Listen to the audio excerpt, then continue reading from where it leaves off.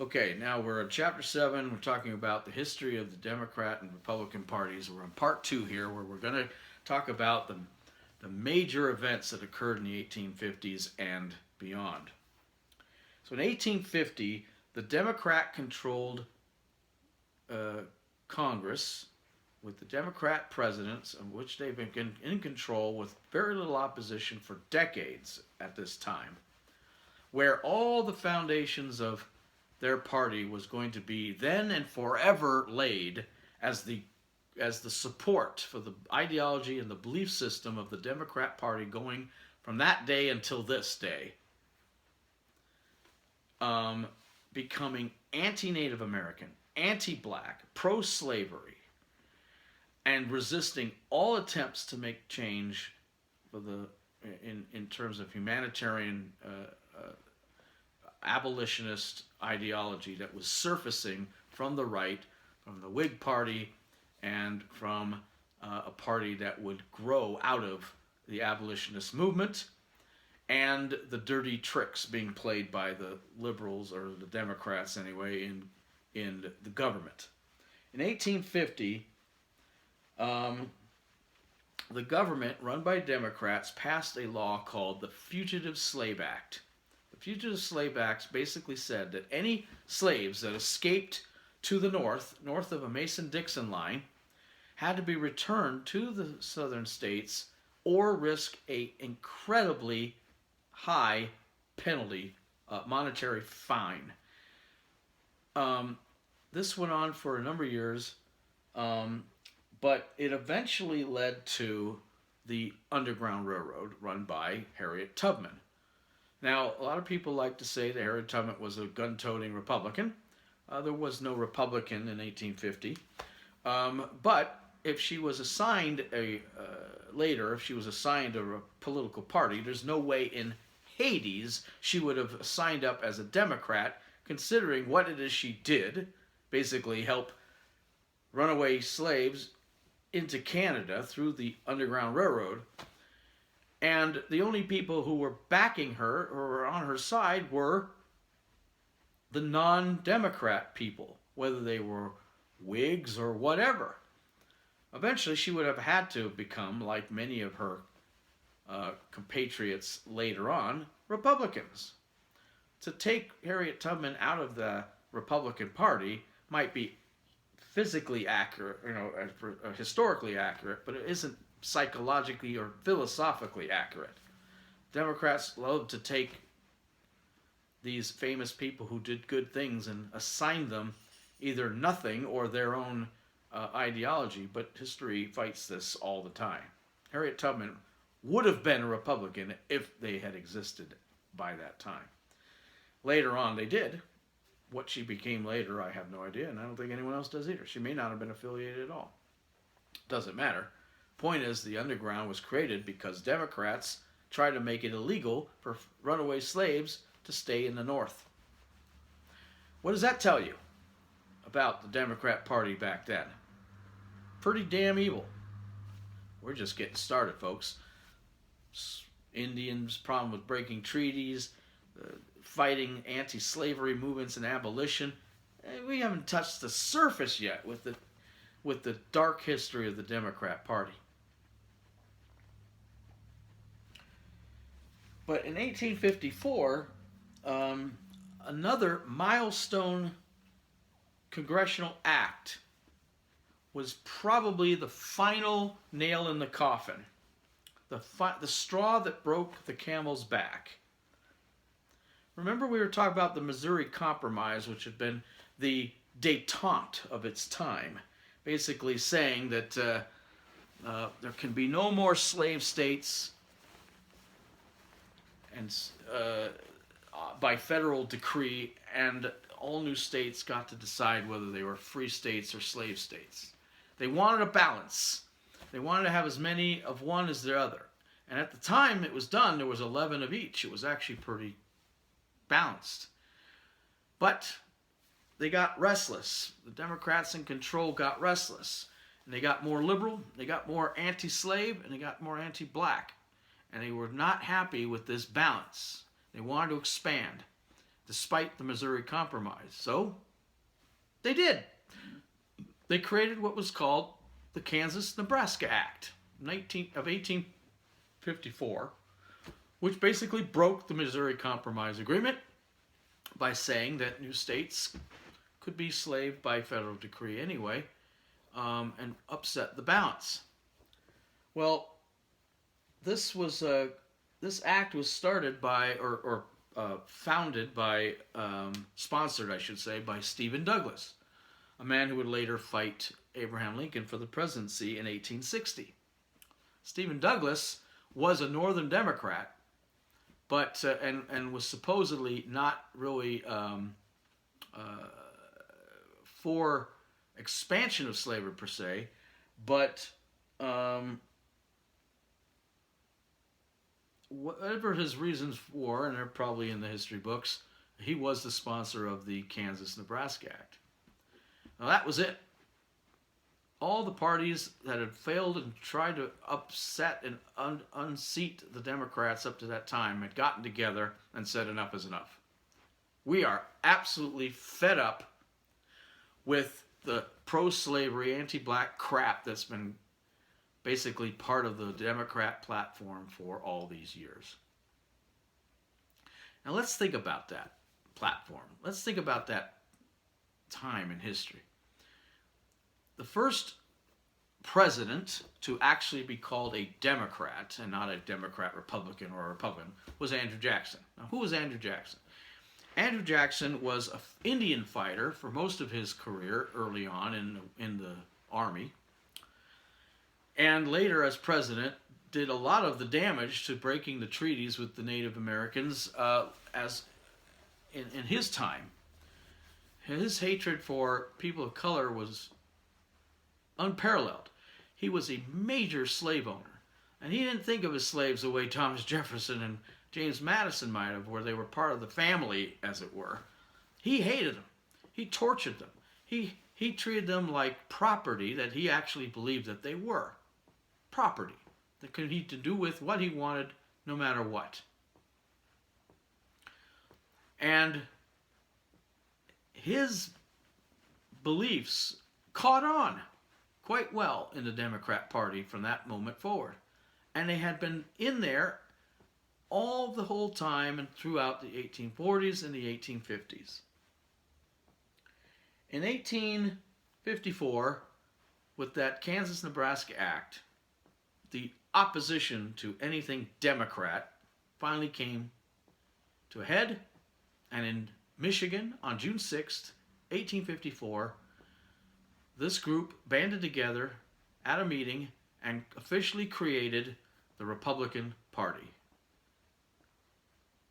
It had 9 planks in its platform, and 6 of the 9 planks were about slavery and their opposition to it, the control of it, the cessation of it, the elimination of it.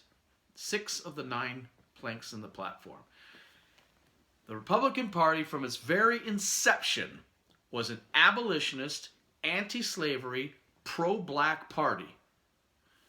And that can never be changed, and that can never be taken away, and that can never be argued with.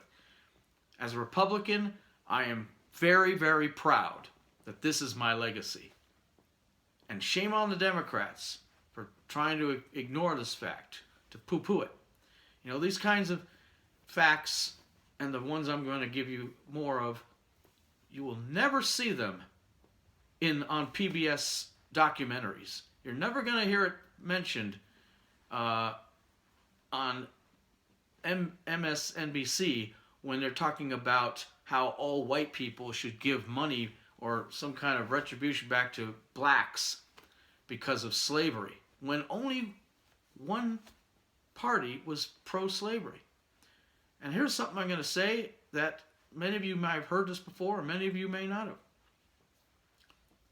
But it is also a fact, and a thing I am very proud of as a Republican, when I'm thinking of the Republican in the traditional sense, not necessarily today's Republican Party, and the goofing around and the rhinos and the clowns that occupy much of my party today. But historically, what I'm very proud of is I can unequivocally say no Republican ever owned a slave. That's right, folks.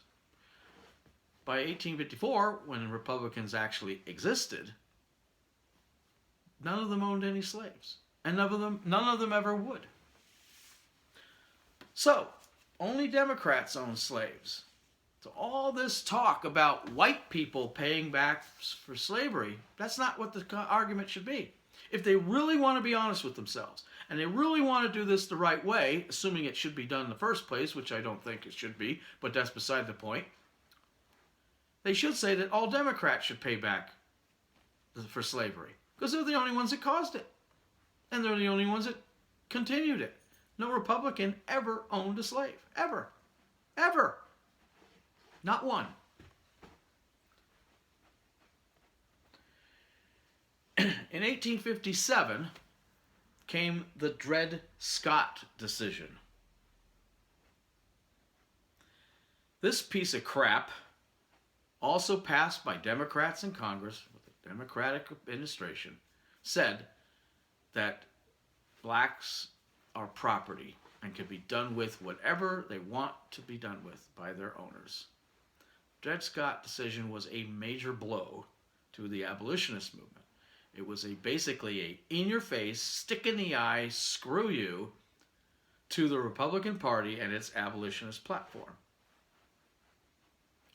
It led to some of the most horrific precedences and law following in the next number of decades, all of which took 110 years almost to finally get rid of. And it was that pervasive and that nasty. In the late 1850s, on the other side of the coin, if you will, the other side of the political spectrum, was another man, another historical figure that came into prominence by his actions and became well known. His name was John Brown. He was an abolitionist who lived in Kansas.